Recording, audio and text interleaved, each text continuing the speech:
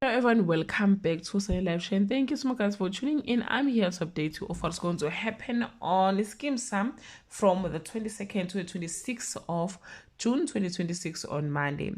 The revelation of how drugs infiltrated the community of Teflop leaves Kenny's mother in utter shock. Melita is called into school to address her daughter's misconduct on Tuesday.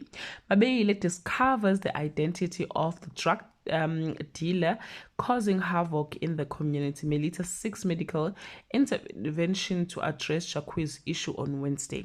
The TEF community is ready to combat the drug scourge heads on. Melita's effort to protect her child raises suspicions.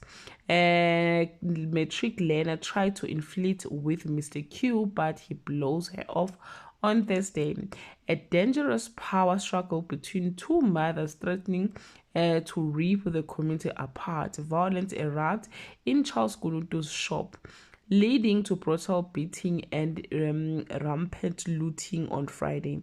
Season finale of season 14 or season 14 finale on Friday. Babeile races against time to save a woman from being killed. A drug dealer fight for his life in hospital after a mob attack.